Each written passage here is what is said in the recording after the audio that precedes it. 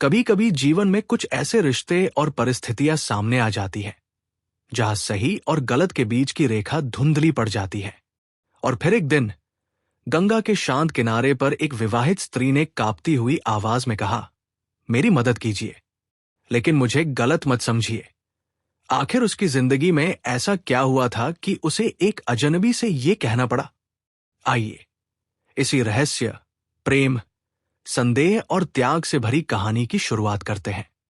रामनिहाल अपना बिखरा हुआ सामान बांधने में लगा। जंगले से धूप आकर उसके छोटे से शीशे पर तड़प रही थी। अपना उज्जवल आलोक खंड, वो छोटा सा दर्पण बुद्ध की सुंदर प्रतिमा को अर्पण कर रहा था। किंतु प्रतिमा ध्यान मग्न थी। उसकी आंखें धूप से चौंधियाती न थी। प्रतिमा का शांत गंभीर मुख और भी प्रसन्न हो रहा था, किंतु रामनिहाल उधर देखता न था। उसके हाथों में था एक कागजों का बंडल, जिसे संदूक में रखने के पहले वो खोलना चाहता था। पढ़े की इच्छा थी, फिर भी न जाने क्यों हिचक रहा था और अपने को मना कर रहा था, जैसे किसी भयानक वस्तु से बचने के लिए कोई बालक को रोकता हो। बंडल तो रख दिया, पर दूसरा बड़ा सा लिफाफा खोल ही डाला। एक चित्र उसके हाथों में था और आंखों में थे आंसू। कमरे में अब 2 प्रतिमा थी। बुद्धदेव अपनी विराग महिमा में निमग्न, रामनिहाल रागशैल सा अचल, जिसमें से हृदय का द्रव आंसुओं की निर्झरणी बनकर धीरे धीरे बह रहा था। किशोरी ने आकर हल्ला मचा दिया, डैश, भाभी, अरे भाभी, देखा नहीं तूने? न, निहाल बाबू रो रहे हैं। अरे तू चल भी। श्यामा वहां आकर खड़ी हो गई।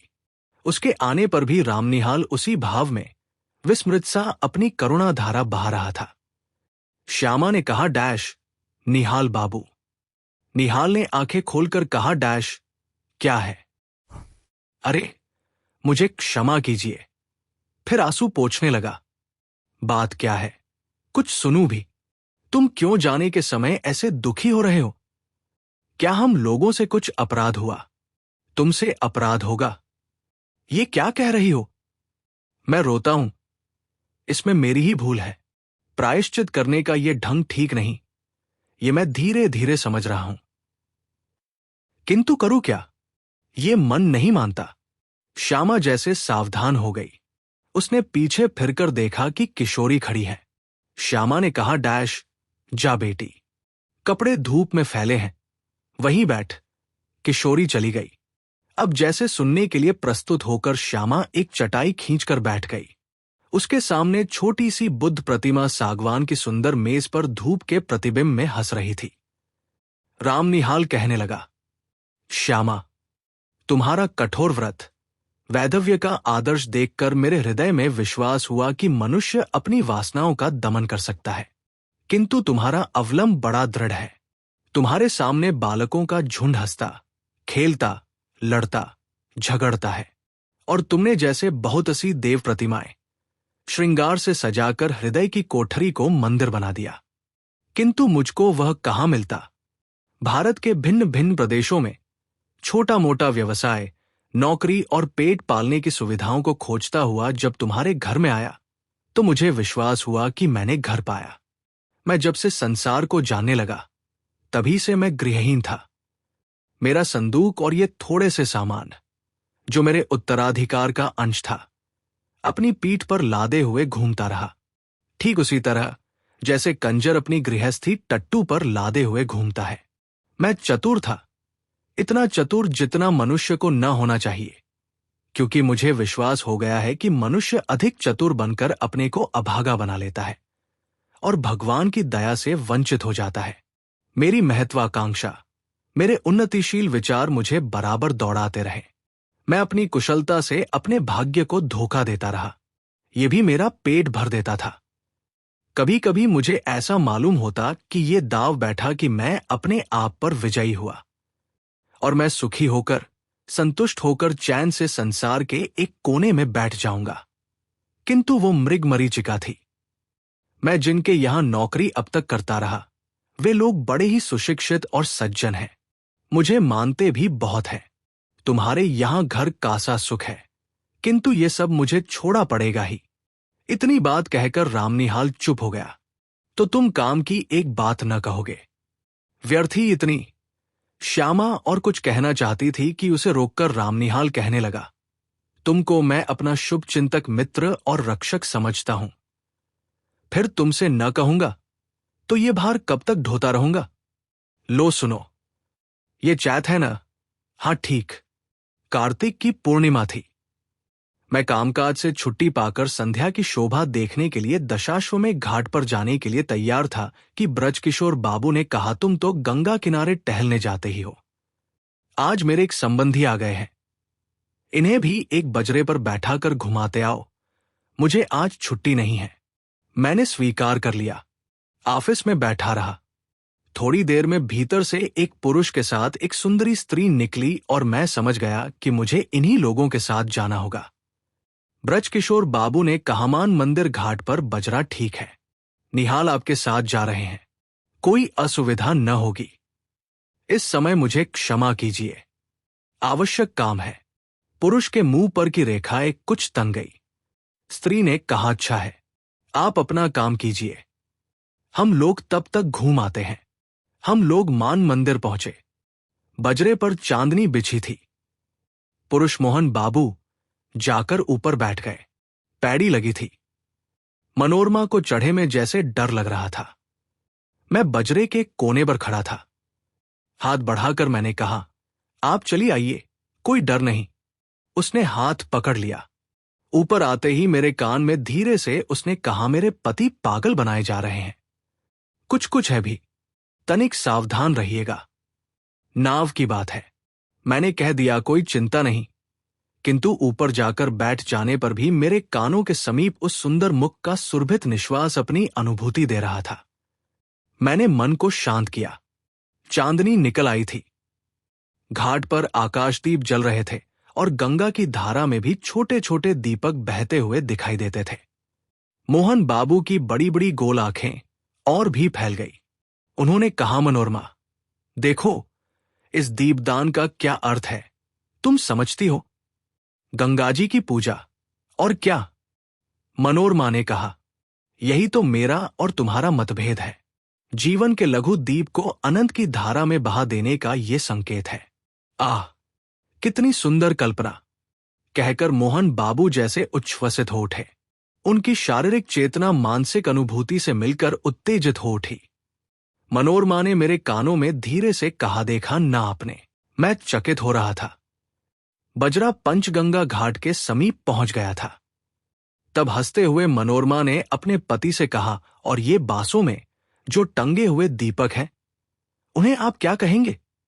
तुरंत ही मोहन बाबू ने कहा, आकाश भी असीम है ना, जीवन दीप को उसी ओर जाने के लिए ये भी संकेत है। फिर हाफते हुए उन्होंने कहना आरंभ किया, तुम लोगों ने मुझे पागल समझ लिया है, ये मैं जानता हूं। ओह, संसार की विश्वासघात की ठोकरों ने मेरे हृदय को विक्षिप्त बना दिया है, मुझे उससे विमुख कर दिया है। किसी ने मेरे मानसिक विप्लवों में मुझे सहायता नहीं दी।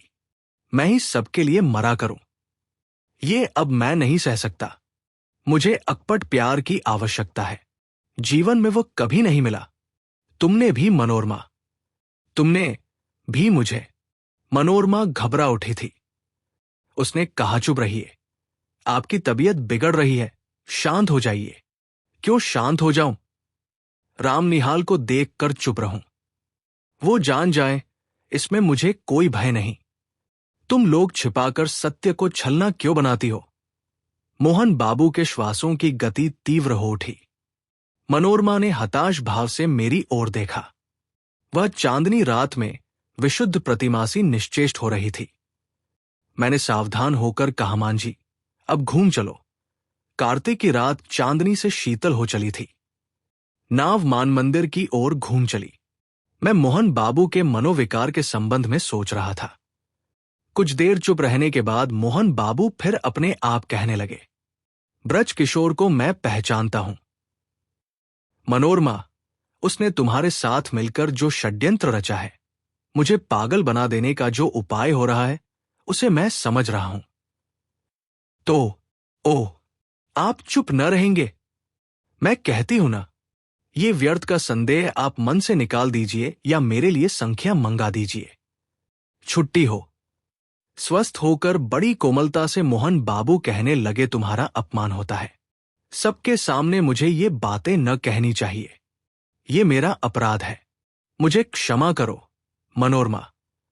सचमुच मनोरमा के कोमल चरण मोहन बाबू के हाथ में थे। वह पैर छुड़ाती हुई पीछे खिसकी। मेरे शरीर से उसका स्पर्श हो गया। वह क्षुब्ध और संकोच में ऊबचूब रमणी जैसे किसी का आश्रय पाने के लिए व्याकुल हो गई थी। मनोरमा ने दीनता से मेरी ओर देखते हुए कहा, आप देखते हैं। सचमुच मैं देख रहा था। गंगा की घोर धारा पर बजरा फिसल रहा था। नक्षत्र बिखर रहे थे और एक सुंदरी युवती मेरा आश्रय खोज रही थी। अपनी सब लज्जा और अपमान लेकर वह दुर्वह संदेह भार से पीड़ित स्त्री जब कहती थी कि आप देखते हैं, तब वो मानो मुझसे प्रार्थना करती थी कि कुछ मत देखो, मेरा व्यंग्य उपहास देखने की वस्तु नहीं। मैं चुप था। घाट पर बजरा लगा। फिर वह युवती मेरा हाथ पकड़कर पैड़ी पर से संभलती हुई उतरी और मैंने एक बार न जाने क्यों धृष्टता से मन में सोचा कि मैं धन्य हूं। मोहन बाबू ऊपर चढ़े लगे। मैं मनोरमा के पीछे पीछे था। अपने पर भारी बोझ डालकर धीरे धीरे सीढ़ियों पर चढ़ रहा था। उसने धीरे से मुझसे कहा, रामनिहाल जी, मेरी विपत्ति में आप सहायता न कीजिएगा। मैं अवाक था। श्यामा ने एक गहरी दृष्टि से रामनिहाल को देखा। वह चुप हो गया। श्यामा ने आज्ञा भरे स्वर में कहा, आगे और भी कुछ है या बस? रामनिहाल ने सिर झुकाकर कहा, हां, और भी कुछ है। वही कहो ना। कहता हूं। मुझे धीरे धीरे मालूम हुआ कि ब्रजकिशोर बाबू ये चाहते हैं कि मोहनलाल अदालत से पागल मान लिए जाए और ब्रजकिशोर उनकी संपत्ति के प्रबंधक बना दिए जाए, क्योंकि वे ही मोहनलाल के निकट संबंधी थे। भगवान जाने इसमें क्या रहस्य है, किंतु संसार तो दूसरे को मूर्ख बनाने के व्यवसाय पर चल रहा है। मोहन अपने संदेह के कारण पूरा पागल बन गया है। तुम जो ये चिट्ठियों का बंडल देख रही हो, वो मनोरमा का है। रामनिहाल फिर रुक गया। श्यामा ने फिर तीखी दृष्टि से उसकी ओर देखा। रामनिहाल कहने लगा, तुमको भी संदेह हो रहा है, सो ठीक ही है। मुझे भी कुछ संदेह हो रहा है। मनोरमा क्यों मुझे इस समय बुला रही है? अब श्यामा ने हंसकर कहा, तो क्या तुम समझते हो कि मनोरमा तुमको प्यार करती है और वह दुष्चरित्रा है? छी रामनिहाल, ये तुम क्यों सोच रहे हो? देखो तो तुम्हारे हाथ में ये कौन सा चित्र है? क्या मनोरमा का ही? कहते कहते श्यामा ने रामनिहाल के हाथ से चित्र ले लिया। उसने आश्चर्य भरे स्वर में कहा, अरे ये तो मेरा ही है। तो क्या तुम मुझसे प्रेम करने का लड़कपन करते हो? ये अच्छी फांसी लगी है तुमको। मनोरमा तुमको प्यार करती है और तुम मुझको। मन के विनोद के लिए तुमने अच्छा साधन जुटाया है, तभी कायरों की तरह यहां से बोरिया बंधना लेकर भागने की तैयारी कर ली है। रामनिहाल हदबुद्धि अपराधी सा श्यामा को देखने लगा, जैसे उसे कहीं भागने की राह न हो। श्यामा दृढ़ स्वर में कहने लगी, निहाल बाबू, प्यार करना बड़ा कठिन है। तुम इस खेल को नहीं जानते। इसके चक्कर में पड़ा भी मत। हां, एक दुखिया स्त्री तुमको अपनी सहायता के लिए बुला रही है। जाओ, उसकी सहायता करके लौट आओ। तुम्हारा सामान यही रहेगा। तुमको अभी यही रहना होगा। समझे? अभी तुमको मेरी संरक्षता की आवश्यकता है। उठो, नहा धो लो। जो ट्रेन मिले उससे पटने जाकर ब्रजकिशोर की चालाकियों से मनोरमा की रक्षा करो और फिर मेरे यहां चले आना। यह सब तुम्हारा भ्रम था, संदेह था। अगर आपको यह कहानी पसंद आई हो तो कमेंट करके हमें जरूर बताइए कि आपको इस कहानी से क्या सीख मिली। वीडियो को लाइक करें, चैनल को सब्सक्राइब करें और बेल आइकन को दबाना न भूलें, ताकि ऐसी ही खूबसूरत और अनमोल कहानियां आप तक सबसे पहले पहुंचती रहें। धन्यवाद।